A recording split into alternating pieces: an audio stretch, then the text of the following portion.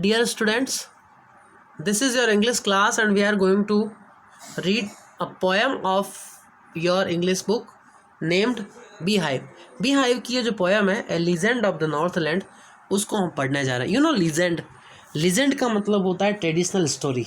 कोई भी जो ट्रेडिशनल स्टोरी पारंपरिक कहानी होती है उसको हम लीजेंड कहते हैं. Northland is the part of our world that is in north. जो सबसे नॉर्थ मोस्ट पार्ट है उसकी एक स्टोरी है ये, बहुत ही ट्रेडिशनल स्टोरी. देखिए इस स्टोरी में क्या होता है. मैं आपको इस पोएम के बारे में थोड़ा सा पहले से एक्सप्लेन कर देता हूँ कि इसमें एक सेंट होते हैं. ये जो पोएम है the poem narrates the legend of an old lady. ये जो पोएम है ये एक ओल्ड लेडी की जो लीजेंड है ट्रेडिशनल स्टोरी उसको नरेट करती बताती है. वो angered saint Peter because of her greed. जिसने अपने लालच के कारण, अपनी ग्रीड के कारण सेंट पीटर को क्या कर दिया, गुस्सा दिला दिया. देखिए what is the reason behind it कि it was the time of winter, जब सेंट पीटर जो है वो फास्टिंग के कारण और बहुत ज़्यादा वॉकिंग के कारण वो बहुत ज़्यादा टायर्ड हो चुके थे. He became tired, so he went to that old lady at her home and he asked him to give food. तो उसने क्या है कि उस दिन केक बना रखे थे, तो वो उन केक्स को देना नहीं चाहती थी बिकॉज वो चाहती थी कि ये जो केक है वो खुद ही खा जावे.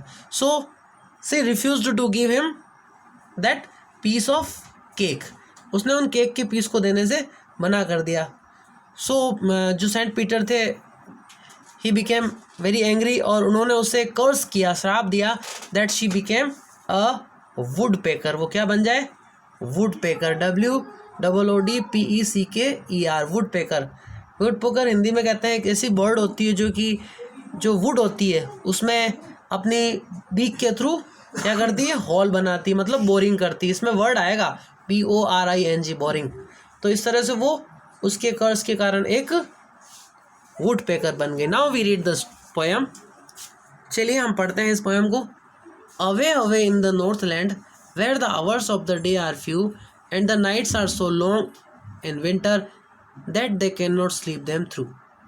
So what the poem says कि बहुत दूर नॉर्थलैंड में जहाँ पे जो डे के आवर्स थे वो बहुत कम थे, मतलब जो नॉर्थलैंड है वहाँ पे क्या होता है कि जो नाइट है वो बहुत लॉन्ग होती है. Nights are so long in winter. Winter season में नाइट्स बहुत लंबी होती है और जो डे आवर्स हैं वो बहुत कम होते हैं. तो वो क्या है कि पूरे नाइट सो नहीं पाते हैं, अभी सोते नहीं है वो, बिकॉज इतनी लंबी जो नाइट होती है उसमें अपना स्लीपिंग टाइम तो 7 to 8 आवर्स मैक्सिमम होता है. तो वो क्या क्या करते थे, दे बिगेन टू वर्क, वो काम क्या करते थे. देखिए अगले पैराग्राफ में क्या होता है, we read where they harness the swift reindeer. जहाँ पे वो अपने स्विफ्ट रेंडियर को, रेंडियर एक प्रकार के उनके जो पैट डियर थे जिनको अपन कहते हैं बारहसिंगा, उनको, स्विफ्ट का मतलब होता है fast.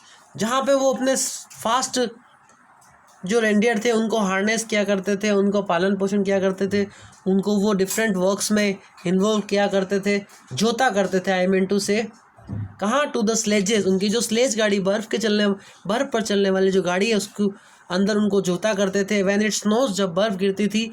And the children look like bear's cubs. और बच्चे जो थे वो बियर्स कब मतलब भालू के बच्चों की तरह दिखाई पड़ते थे. क्यों, बिकॉज इन देयर फनी फरी क्लोथ्स. उनके जो क्लोथ्स होते थे वो बहुत ही फरी का मतलब जानवरों के हेयर से, उनकी स्किन से बने हुए क्लोथ्स जो होते हैं वो फरी क्लोथ्स होते हैं, मतलब फर के बने होते हैं. तो चिल्ड्रंस जो थे वो अपने फनी क्लोथ्स में ऐसे लगते जैसे कि भालू के बच्चे हों. So it was the time and it was the condition of that Northland. They tell them a curious story. और फिर जब it was the time of winter तो वो जो पेरेंट्स थे, वो जो पीपल थे, वो अपने बच्चों को बहुत ही क्यूरियस स्टोरी बताते थे. क्या स्टोरी बताते थे, I don't believe it's true. ये टीज मतलब इट इज़ लिखा हुआ है. The poet is saying us that I do not believe that this is the true story. मुझे विश्वास नहीं होता है कि ये कहानी सच्ची है. और वो उनको ऐसी क्यूरियस स्टोरी जो है वो सुनाया करते थे. And yet you may learn a lesson if I tell the tale to you. और आप लोग भी एक लेसन उससे सीखोगे जब मैं आपको ये टेल, देखिए ये तो है TELL, the word is TELL and another word is TALE, तो इसका मतलब होता है to say, tell means to say and TALE tale means short story. So मैं आपको एक शॉर्ट स्टोरी जो बताने जा रहा हूँ या जा रही हूँ, पोइट कह रहा है कि आप उससे एक सबक सीखोगे। नाउ द स्टोरी बिगिंस, क्या होता है नेक्स्ट पैराग्राफ में हम पढ़ते हैं। Once when the good Saint Peter lived in the world below and walked about it preaching just as it did, you know. और पोइट सेज दैट कि एक बार की बात है, गुड सेंट पीटर जो है, जो कि वर्ल्ड बिलो, इस वर्ल्ड के नीचे वाले पार्ट में रहा करते थे, और वो घूमते घामते प्रीचिंग मतलब टीचिंग द लेसन्स, शिक्षा प्रदान करते हुए जैसा कि वो किया करते थे, वो आए। कहाँ आए? He came to the door of a cottage, वो ऐसे ही घूमते हुए एक कॉटेज के डोर पर आए। इन ट्रैवलिंग राउंड द अर्थ, धरती का राउंड काटते हुए, धरती के चक्कर काटते हुए, धरती की ट्रैवलिंग करते हुए वो आए। Where a little women was making cakes, और उस कॉटेज में एक लिटिल वुमेन जो थी, एक छोटी औरत जो थी, वो शी वॉज मेकिंग केक्स, और केक बना रही थी, and baking them on the hearth, और वो वहाँ पर हर्थ मीन्स चूल्हा, स्टोव, वो स्टोव पर उनको बेकिंग कर रही थी, उनको बना रही थी या पका रही थी। And being faint with fasting for the day was almost done, he asked her from a store of cakes to give him a single one.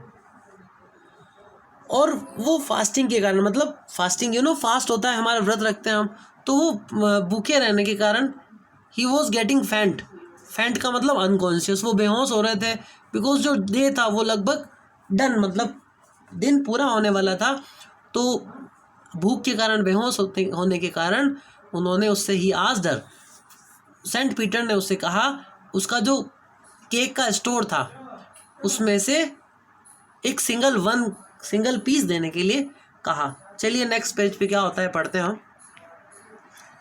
So she made a very little cake, उसने एक छोटा सा cake बनाया, but as it baking ले, लेकिन जब वो ले मतलब पड़ा हुआ था, जब वो पकने के लिए पड़ा हुआ था, शी लुक्ड एट इट, तो उसको देखा, and thought it seemed too large to give away, उसने देखा कि it is a very large, and she was not agree to give the piece of cake to Saint Peter, वो उसको देने के लिए रेडी नहीं हुई, बिकॉज वो सोच रही थी कि ये तो बहुत ही लार्ज बन गया है।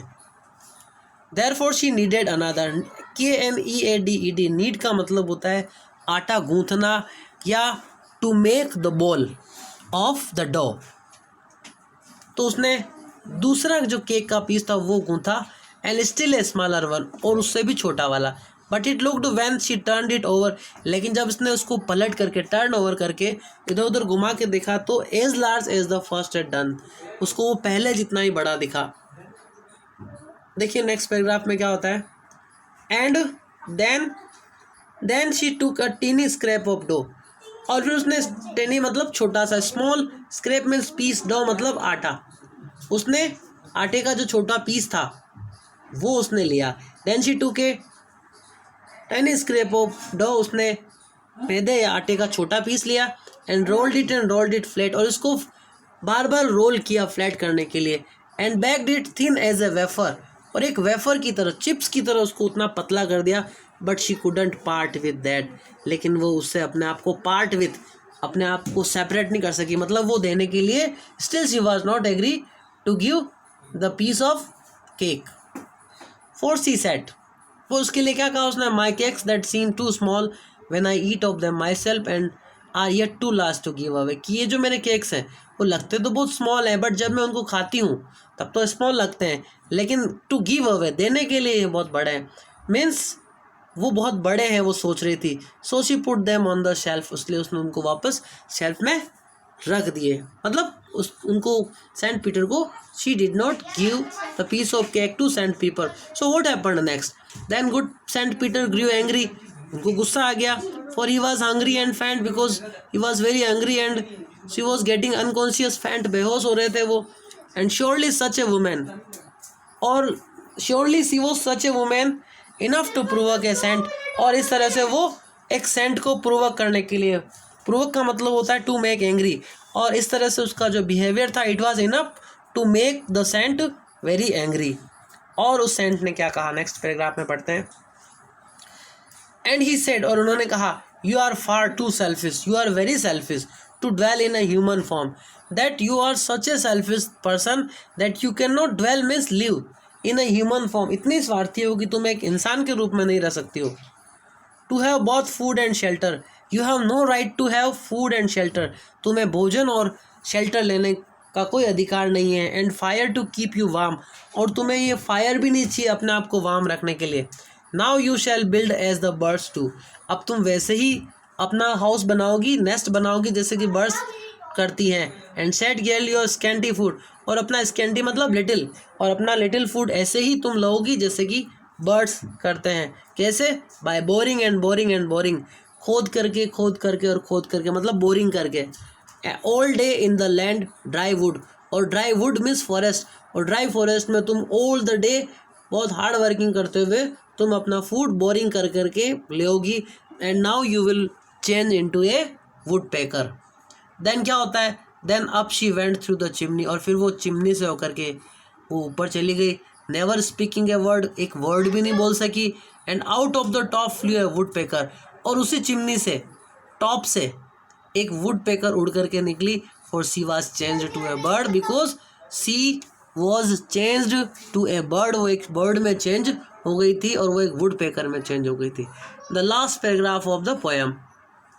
सी had a scarlet cap on her head, उसके हेड पर एक स्कारलेट मीन्स रेड कलर्ड, एक रेड कलर्ड की कैप थी. And that was left the same, और ठीक उसी तरह से उसके ऊपर भी छूट गई, क्योंकि उसने माथे पर रेड कलर की कैप पहनी हुई थी, और वही रेड कलर की जो कैप थी उस वैसी की वैसी उसके बॉडी पार्ट के रूप में वहाँ पर रह गई थी. But all the rest of her clothes were burned, लेकिन उसके सारे जो क्लोथ्स थे वो तो बर्न्ड हो गए, जल गए. Black as a coal in the flame, और जो फ्लैम थी, फायर की फ्लैम, आग की जो लपट थी, उससे वो कोल जैसे ब्लैक हो गए.